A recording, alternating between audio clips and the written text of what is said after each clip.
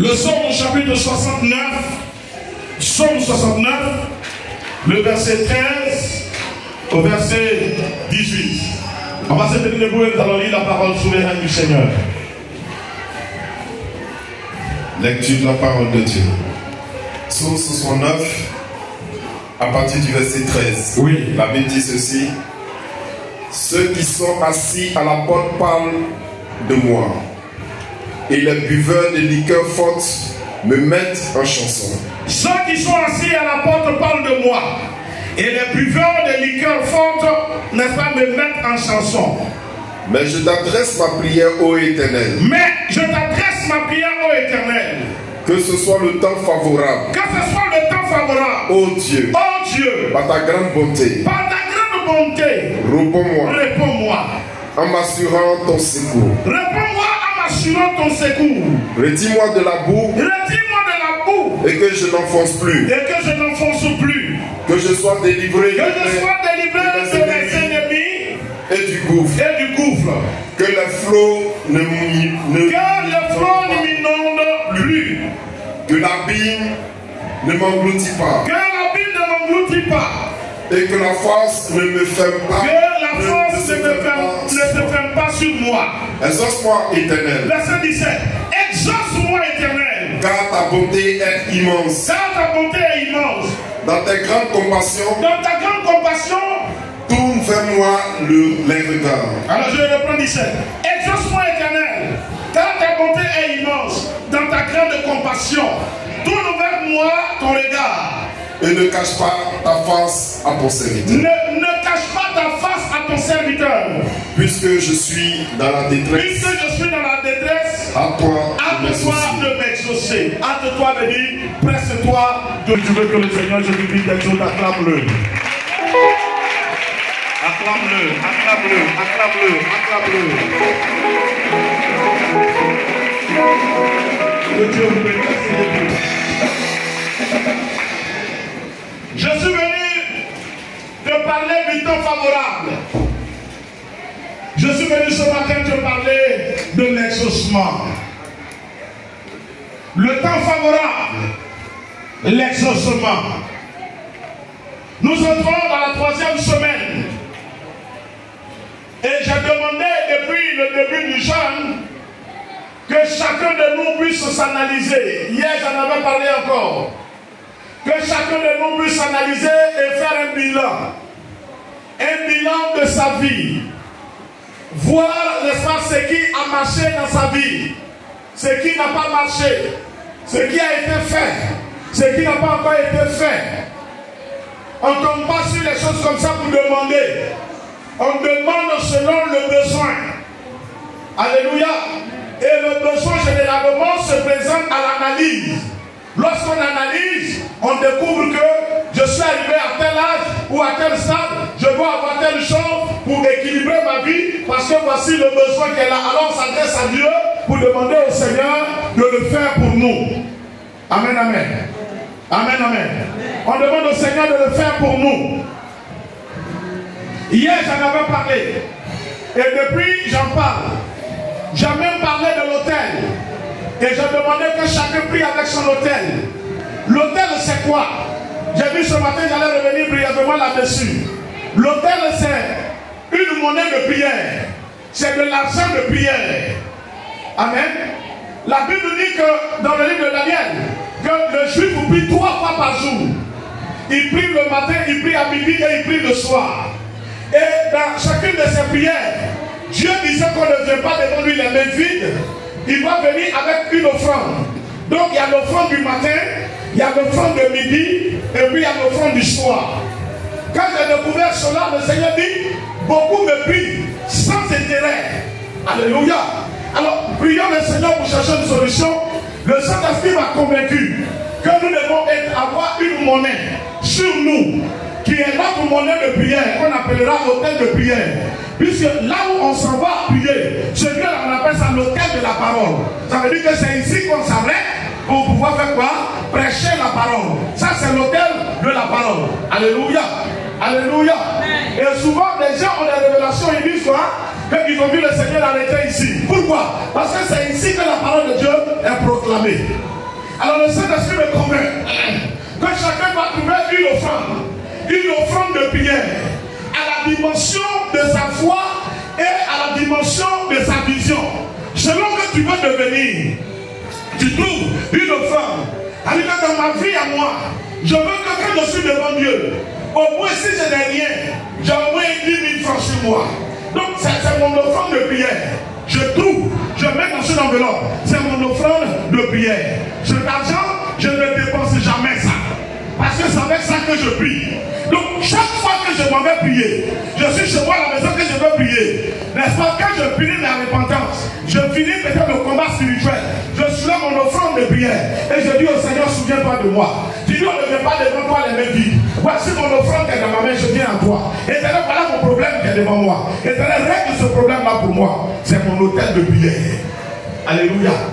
Et quand nous sommes vers la fin de l'année, n'est-ce pas bien? Je trouve le jument de mon hôtel. Ça veut dire quoi? J'ai 10 000 avec lequel je prie.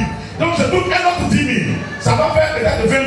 C'est pas ça? Alors je prie avec. Pendant les 21 jours, on mène le combat, la repentance et tout et tout et tout. Quand on a fini, n'est-ce pas, la nuit, en maintenant aux 2 années, il y a ce qu'on appelle l'offrande d'action de grâce. Donc, je prends cette offrande-là pour la mener devant le Seigneur. Si je trouve que c'est petit, alors je complète. Mais il y a le jugement forcément de mon hôtel dans ma reconnaissance à l'Éternel pour ce qu'il a fait pour moi durant l'année. Donc, par exemple, le jugement de mon hôtel, c'est 10 000, parce que mon hôtel, c'est 10 000. Donc, je mets peut-être un 10 000 dessus, ou bien 20 000, ou bien 2 000, ou bien 3 000, selon mes moyens. Et puis, je prends pour venir remercier mon Dieu de m'avoir gardé, de m'avoir protégé, de m'avoir soutenu durant toute l'année. Beaucoup sont morts, je suis resté. Et mieux, le Seigneur a fait beaucoup de miracles pour moi dans ma vie. Alléluia. C'est un acte d'intimité entre moi et mon Dieu. Est-ce que quelqu'un m'a compris? Mais il y a l'autel même qui reste à la maison. Et je continue à prier là-dessus. Si je vois que la vie me dit, n'est-ce pas, est bonne, mais je veux que Dieu augmente ma vie, donc je lève mon niveau d'autel. N'est-ce pas bien? De 10 000, je lève mon niveau d'autel à combien? À 15 000, par exemple. Ou à 2 500. Ou bien peut-être à 11 000. Ou à 12 000. Ça dépend de moi. Alléluia. Et je prie avec. Quand le temps viendra, alors je fais le jumeau de ce qui est là. Et puis j'apporte ça devant Dieu. Et comme je l'ai dit l'année passée, ne regarde pas sa quantité, mais regarde la vie que tu veux avoir. Toi, tu ne peux pas faire comme offrande 100 000 francs à l'Éternel. Et tu veux que Dieu te donne 800 millions. Aussi Valérie, alors que tu es plus intelligent que lui. Toi, tu ne peux pas faire. Quelqu'un m'a dit, mais papa, et si mon hôtel arrive à 1 million? J'ai dit, mais quand ton hôtel va arriver à 1 million, et la vie, n'est-ce pas, de millionnaire que tu vas vivre? Il dit, ah, parce que non, papa, il ne faut pas dire ça. Mais c'est quand on va envoyer le jumeau de l'hôtel. Donc moi, si je dois envoyer 1 million, je lui ai dit, c'est ça qui est un problème. Si c'est ça qui est un problème, la Bible dit toute grâce excellente et tout don parfait provient du Père de lumière sur lequel il y a une grande variation. Alors, si tu trouves que le jumeau de ton hôtel est beaucoup élevé, donc Dieu ne va jamais te confier 5 millions. Il dit non, il ne faut pas me maudire. Je lui ai dit non, je ne te maudis pas. Je marche dans ce que tu traces. Si quelqu'un qui fait ta richesse, n'est-ce pas, tu ne peux pas lui donner, n'est-ce pas, il serait que 1 million. Pendant que lui te donne comment? 1 million. Alors bien aimé, est-ce que lui il doit avoir confiance à toi pour te donner 5 millions? Non. Alléluia. C'est pourquoi la Bible dit, on donnera à celui qui donne. Mais fort heureusement, j'ai constaté que beaucoup ont dépensé. Et ça, je vous encourage. Acclame Dieu pour toi qui as dépensé. Acclame Dieu pour ta vie. Et vous qui n'avez pas dépensé, parce que vous voulez devenir quelqu'un, que Dieu vous bénisse. Au nom de Jésus. Que Dieu t'exauce. Au nom de Jésus. Alléluia. On a tous des besoins sur la terre. Et je ne crois pas que quelqu'un ici a plus de besoins que moi. Moi, mes besoins sont éparpillés. Il y a des fois, maman me dit, il faut dormir, tant que l'avoir fini. Parce que souvent, on me retrouve la vie, je suis en train de réfléchir, comment tant que l'avoir fini. C'est-à-dire que j'ai tellement de besoins, mais mon hôtel, je ne peux jamais toucher. Parce que si je touche, moi-même, je sais dans quoi je vais descendre. Alléluia. Toi, je ne sais pas sur quoi tu comptes. Tu dépenses pour toi. Soit parce que tu as faim, parce que tu as vu à vie, parce qu'il y a facture à payer. Bon, tu dépenses. En tout cas, ça c'est ton affaire entre toi et ton Dieu. Entre toi et ton Dieu. Au nom de Jésus.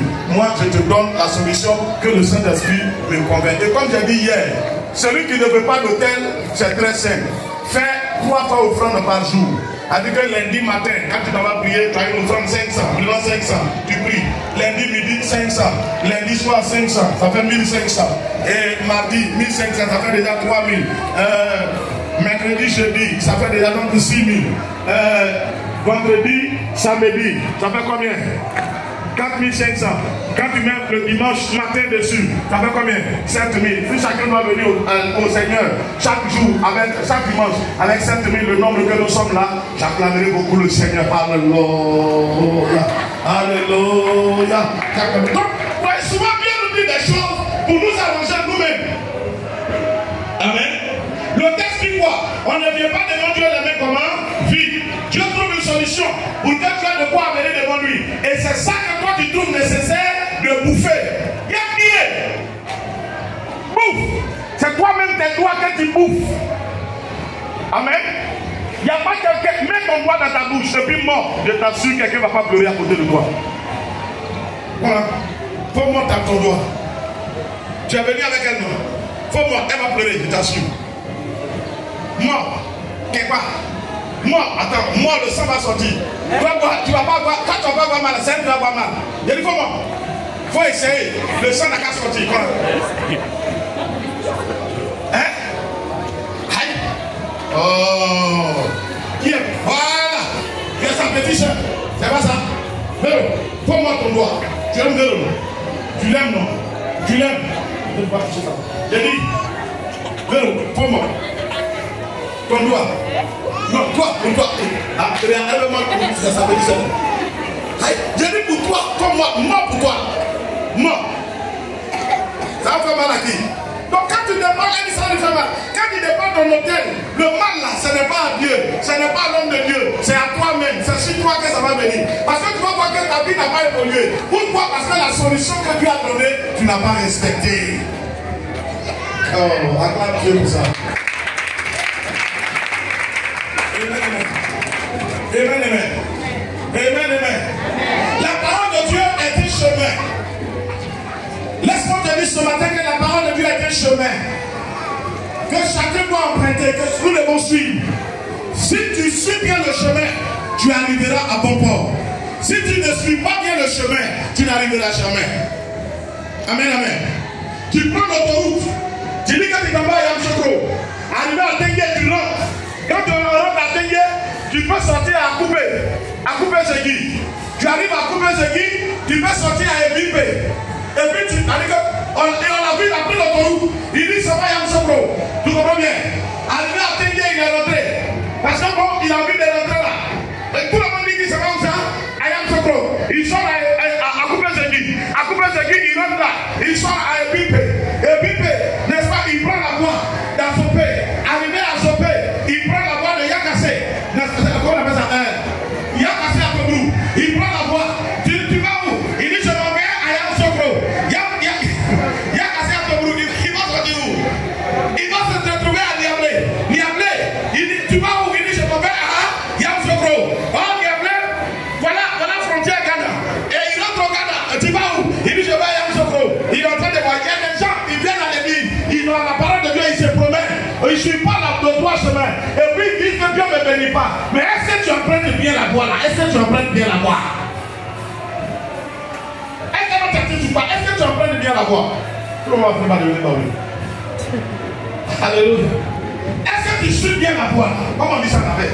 Est-ce que tu suis bien la voie là? Est-ce que tu suis bien la voie là? Hein? Est-ce que c'est bon? Ah. Ça c'est japonais, Subono, Suboye. Est-ce que tu as Subono sur Suboye? Joël, c'est ça? C'est pas ça? C'est ça ou c'est pas ça? Kofi? Subono, Suboye.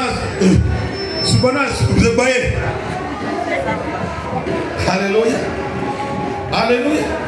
Est-ce que tu comprends? C'est ça. Il suffit. Il nous voit même toujours quelque part. Si tu prends le chemin et que tu dévies, tu t'en vas ailleurs. Quand Dieu dit de faire quelque chose, si tu ne le fais pas, le résultat que Dieu veut faire, c'est pas parce que tu as commencé. Hein. Tu peux commencer et puis dévier. Si tu dévies, ça n'a plus de résultat. Si tu détruis, il n'y a plus de résultat.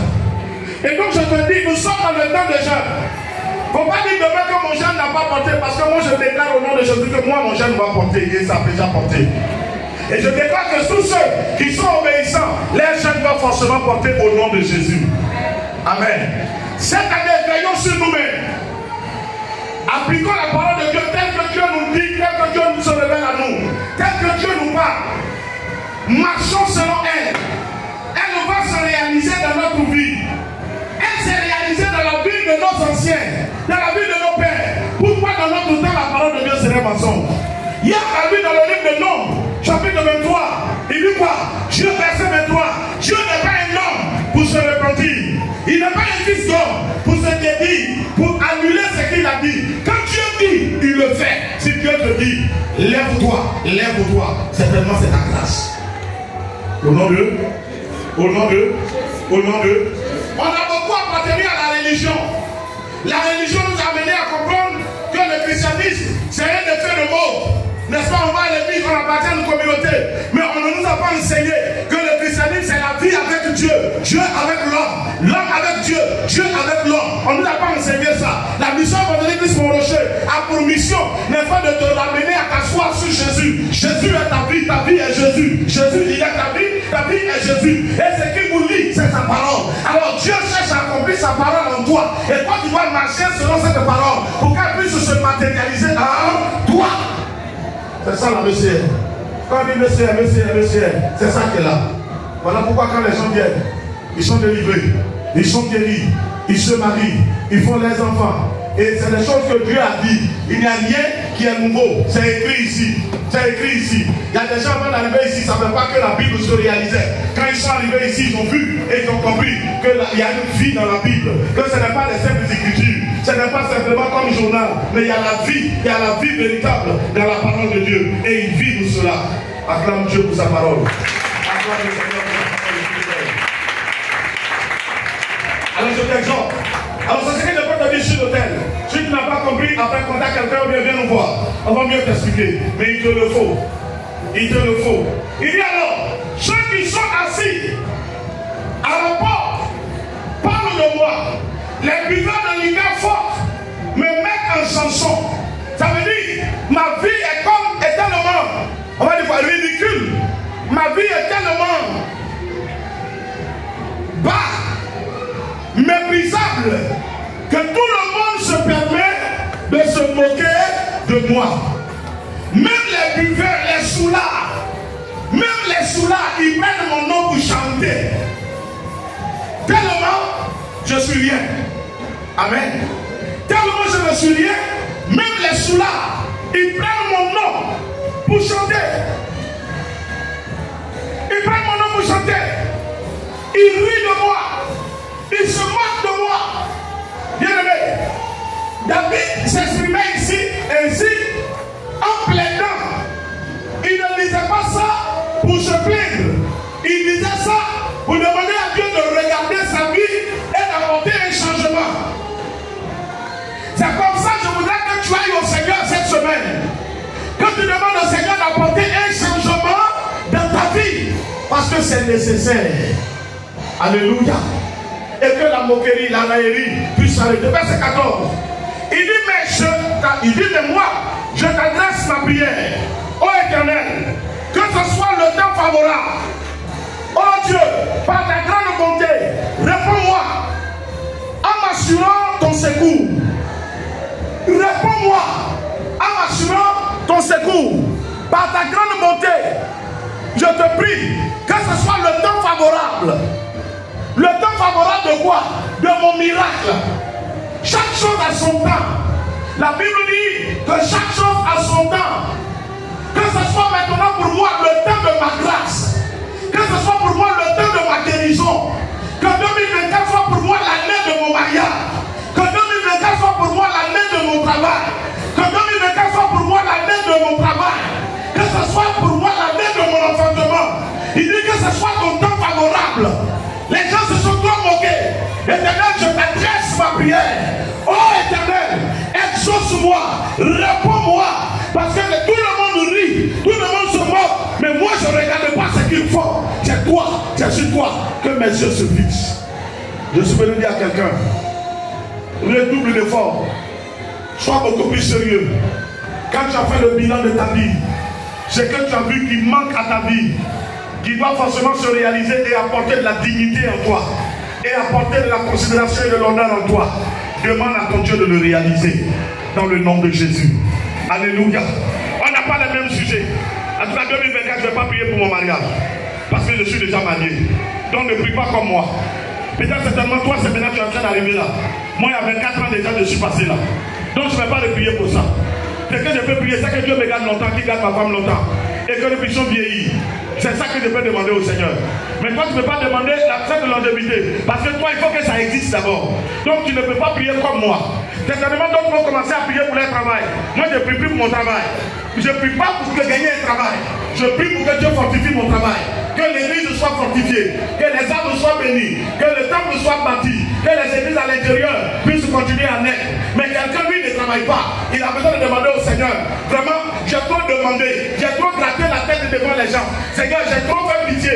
Je refuse maintenant de faire pitié. Je refuse de demander. Maintenant, cette année-là, que ce soit mon temps favorable. Tu fais chaque chose bonne dans ton temps, selon Ecclésiaste chapitre 3, à partir du verset 11. Fais toutes choses dans ton temps, toutes choses bonnes dans ton temps. Que ce soit le temps de mon exaucement. Est-ce que je parle à quelqu'un ce matin? Alléluia. Que ce soit le temps de mon exaucement. Seigneur, on m'appelle le bois sec. Parce que je n'arrive pas à enfanter. Mais pourtant, quand je regarde tout ce qu'il faut à une femme pour concevoir, tu m'en as donné. Tout ce qu'il faut à un homme pour concevoir, tu m'en as donné.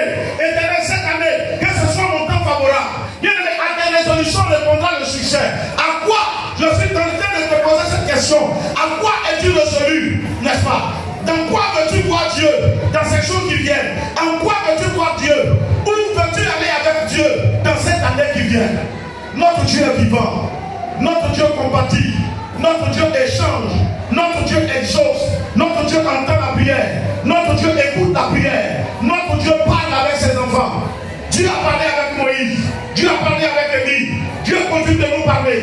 Il nous parle par sa parole. Il nous parle par des songes. Il nous parle par des visions. Il nous parle par des révélations. Dieu va te parler. Toi, tu vas parler à Dieu. Le temps de la prière, c'est un temps de dialogue, de communion avec Dieu. Tu dois avoir un temps de communion. Échange avec Dieu. Pour que Dieu connaisse tes pensées. Et que toi, tu puisses connaître aussi les pensées de Dieu. Que tu puisses avoir une orientation avec Dieu. Où toi et ton Dieu, vous voulez arriver en 2024. Oh. Amen. Amen. Alléluia. En 2024. Verset 15.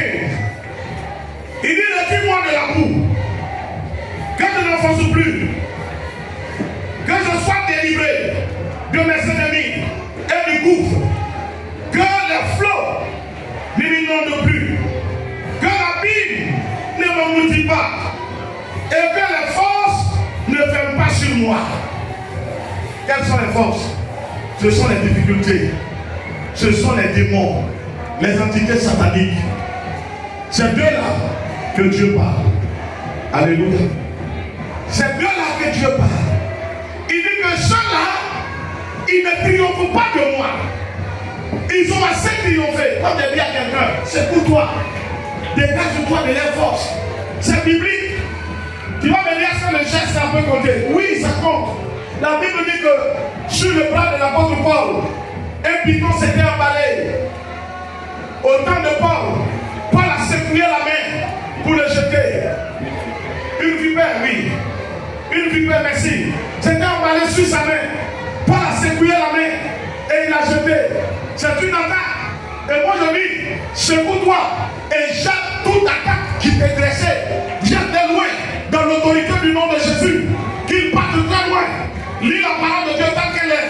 Prends-la, rentre en elle. Et puis cherche à ce qu'elle matérialise dans ta vie dans l'autorité du nom de Jésus. Amen.